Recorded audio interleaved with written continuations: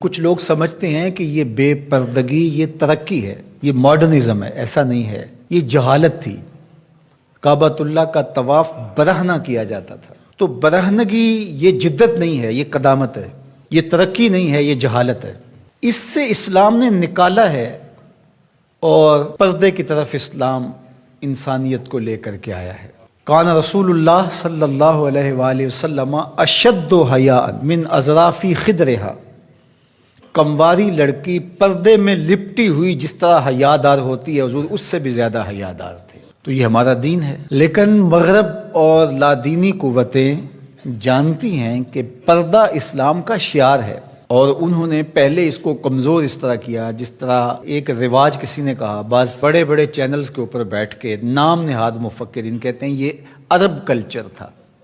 عرب culture تو برہنگی تھا، عرب culture تو برہنہ طواف کرنے کا تھا، گھروں پہ جھنڈے بدکار خواتین کے چھتوں کے اوپر عرب میں لگتے تھے۔ تو یہ پردے کا تصور کلچر نہیں ہے، بلکہ یہ سنت زہرا سلام اللہ علیہا۔ اللہ کے محبوب نے فرمایا ہر دین کی کوئی الگ شناخت ہوتی ہے، الگ پہچان ہوتی ہے، ہر دین کا ایک الگ نشان ہوتا ہے۔ تو اسلام کی وہ خاص چیز، وہ خاص نشان، خاص پہچان پردہ ہے، حیا ہے، اور اگر حیا چلا جائے تو پھر دین بھی چلا جاتا ہے۔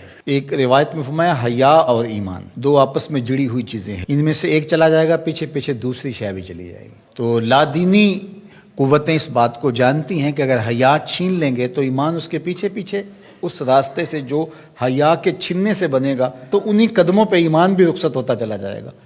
تو لہٰذا ان کو یہ کہو کہ تم ترک ایمان کرو تو یہ تو کبھی راضی نہیں ہوں گے، تو اس لیے انہیں پردے کا ترک کروایا جائے، انہیں حیا کے جوہر سے محروم کیا جائے تاکہ یہ ایمان کے جوہر سے بھی محروم ہو جائیں۔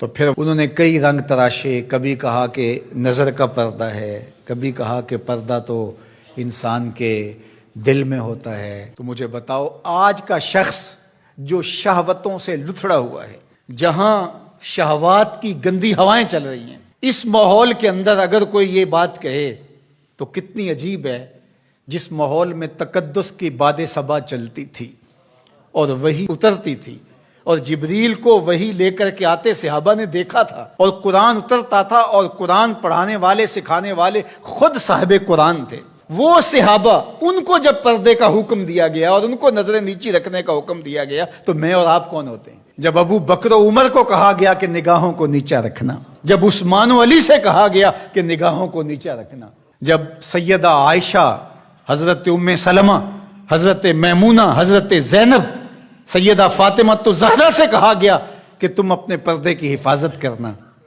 تو مجھے بتائیے اس تقدس مآب ماحول کے اندر بھی جب پردہ کرنے کے لیے مومنوں کی ماؤں کو حکم دیا گیا، اور ابو بکر و عمر، عثمان و علی، عشرہ مبشرہ، جن کی جنت کی ضمانت بھی رسول اللہ نے دی ہے، تو جب ان کو بھی کہا گیا کہ نگاہوں کو نیچا رکھنا، تو میں اور آپ کس شمار میں ہیں؟ تو یہ ایک نفس کی کہانی ہے جو ہم گھڑ کے بیٹھ گئے، کہا کوئی بات نہیں جی، پردہ تو دل کا ہوتا ہے۔ بحالت مجبوری خواتین کو گھر سے نکلنا پڑتا ہے، لیکن اس میں بھی اس کو تاکید کی گئی کہ تیرا پردہ کسی صورت کے اندر بھی ختم نہیں ہونا چاہیے۔ میں خراج پیش کرنا چاہتا تھا یہاں ہماری ہمسائیگی کے اندر اس خاتون کو جس نے اللہ اکبر کا نعرہ لگا کر کے بتلایا کہ یہ امت ابھی بھانج نہیں ہوئی، اس امت میں آج بھی بیٹیاں موجود ہیں جو اپنی آبرو پر پہرا دے سکتی ہیں، اور یہ حالات بتاتے ہیں کہ یہ امت مرنے کے لیے نہیں، قیامت تک قائم رہنے کے لیے پیدا ہوئی ہے انشاءاللہ۔ اس دبی ہوئی راکھ میں چنگاریاں موجود ہیں، جو وقت آیا تو شعلہ جوالہ بھی بن جائیں گے انشاءاللہ العزیز۔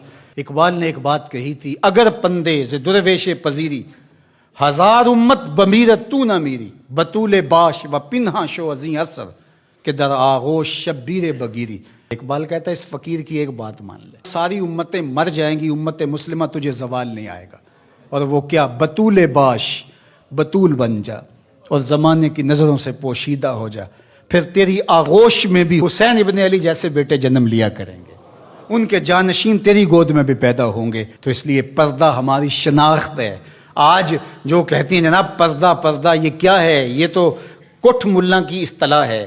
کچھ بولتی ہے جناب یہ دقیانوسیت ہے، کوئی کہتی ہے یہ زمانہ قدیم کی کہانیاں ہیں۔ جب قبر میں اتریں گے تو اس وقت مرد کے لیے 3 چادریں، عورت کے لیے اسلام نے پھر بھی 5 چادریں رکھی ہیں اس وقت. اس کا کفن بھی الگ رکھا ہے، اس لیے کہ وہ پردے کی چیز ہے. تو کیا کوئی عورت کہتی ہے کہ مجھے اسکرٹ میں دفن کر دیا جائے، میں بے پردہ قبر میں جانا چاہتی ہوں؟ اس وقت تو سب کہتے ہیں تنیاں بھی باندھ دی جائیں، اس وقت محارم قریب آ جائیں جو لحاظ میں اتاریں. تو اگر زندگی کے بعد بھی پردے میں لپٹ کے جانا ہے تو ساری زندگی سیدہ فاطمہ کی غلامی میں بسر کر دیے جائیں، ان کی کنیز بن کے زندگی گزاریں.